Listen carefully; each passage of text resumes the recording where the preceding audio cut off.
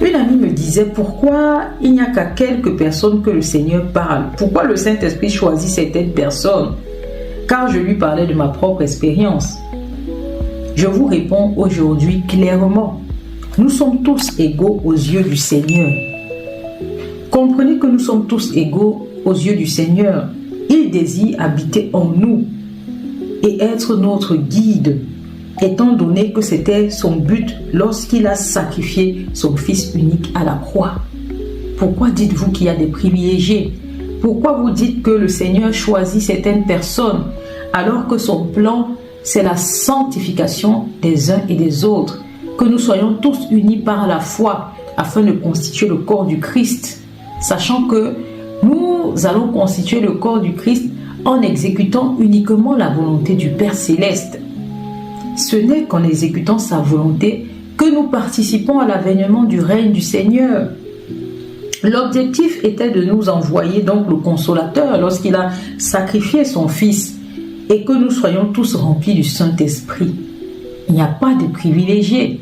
Le Seigneur a prévu pour nous tous, c'est marqué, une dose de foi. Il a prévu pour chacun des dons. Il a prévu pour chacun des projets de paix et non de malheur, pour nous donner sa foi, pour nous donner un bel avenir.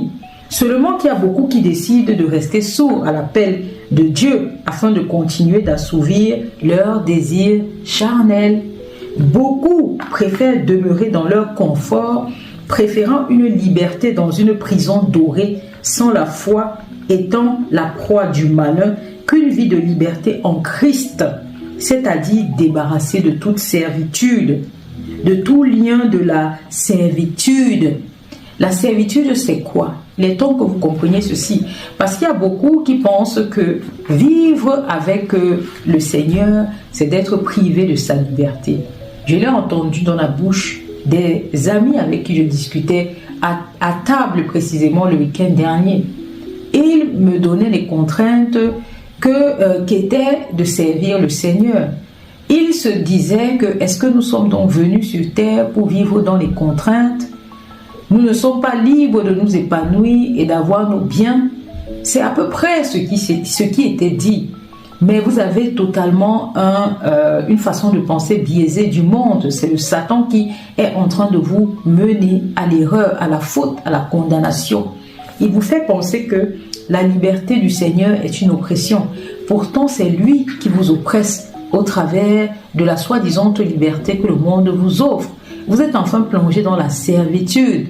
Vous êtes en fait des proies du malin. Et vous ne connaissez